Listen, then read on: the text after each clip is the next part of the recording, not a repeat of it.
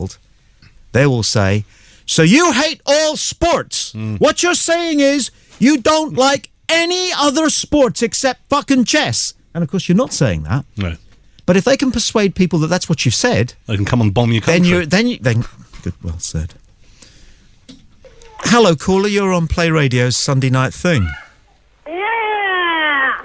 That's me, damn it! I've been drinking like fucking crazy, man! No, that's not good, because it's... Now, let me make this absolutely clear. It's just bollocks, Stuart. It's absolute bollocks still working with you. What was that?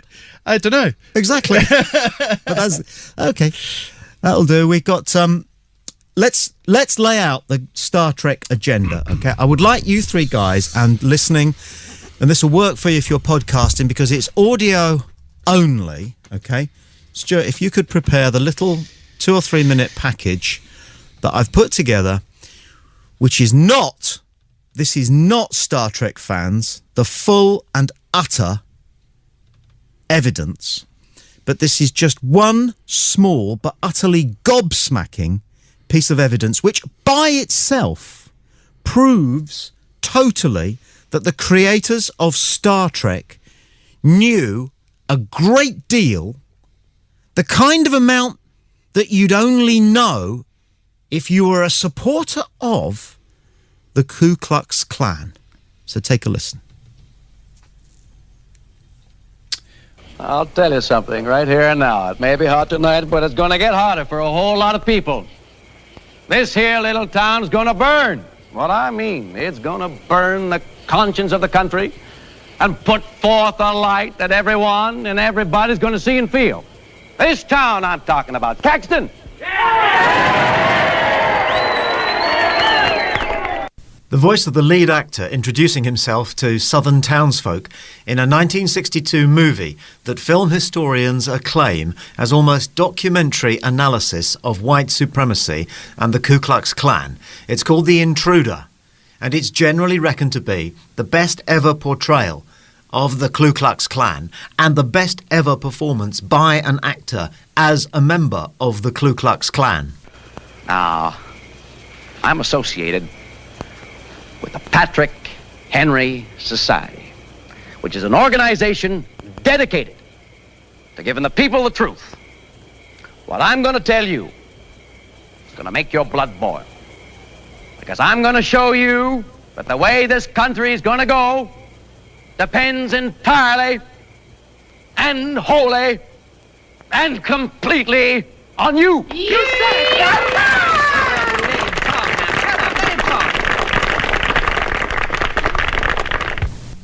Hollywood and the KKK go back a long way.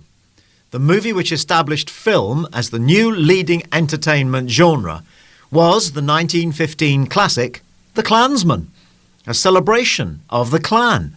It proved that movies had massive earning potential, but above all, influence. Now, you all know that there was peace and quiet in the South before the NAACP started stirring up trouble. But what you don't know is that this so-called advancement of colored people is now and has always been nothing but a communist front headed by a Jew who hates America and doesn't make any bones about it either. Secrecy was paramount to the Klan. Formed by ex-Confederate officers in the aftermath of the American Civil War, among their founders, many say their founding father was one particular ex-Confederate general who was also, and this is public knowledge, the Sovereign Grand Commander of the Scottish Rite of Masonry. Now let me ask you, do you people want niggers taking over? No! The Scottish Masonry leader preferred the original Celtic name for his organisation. Why, Mr. Kramer? Because I'm an American, sir, and I love my country. And I'm willing to give my life, if that be necessary, to see that my country stays free white, and American. The actor who plays the voice of the KKK, giving his greatest screen performance of all time before reverting to TV roles, is of course acting.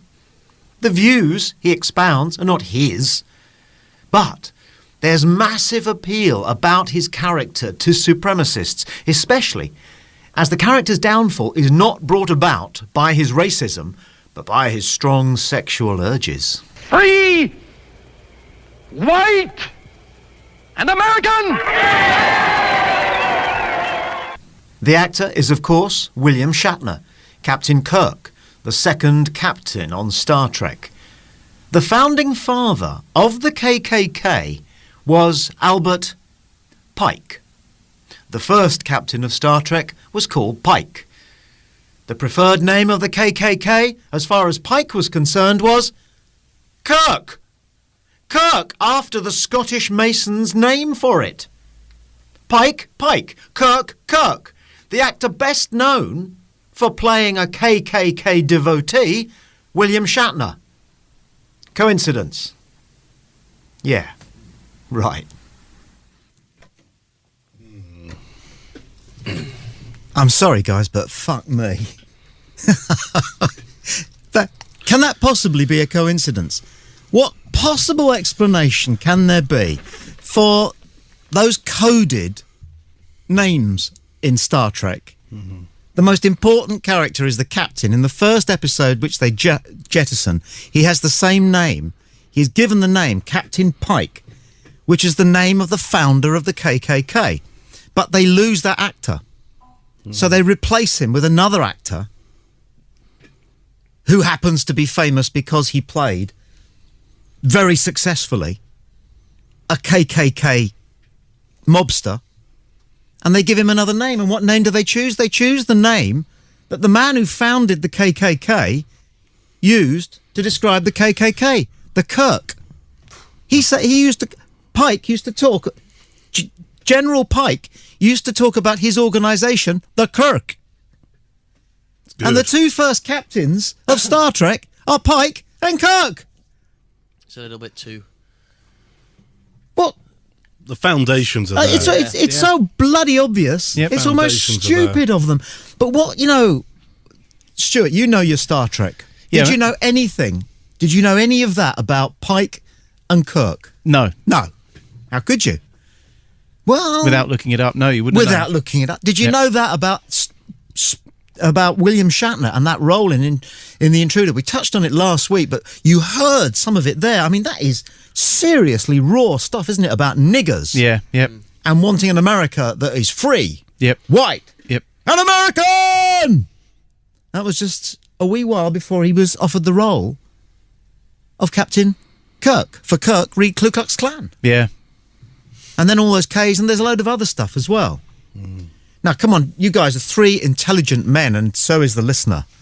Can anybody think of any reason why that set of coincidences should happen unless there is some kind of an agenda? I'm not saying that Star Trek is supposed to represent racist values, and I'm definitely not saying that William Shatner was a racist, because he was just acting.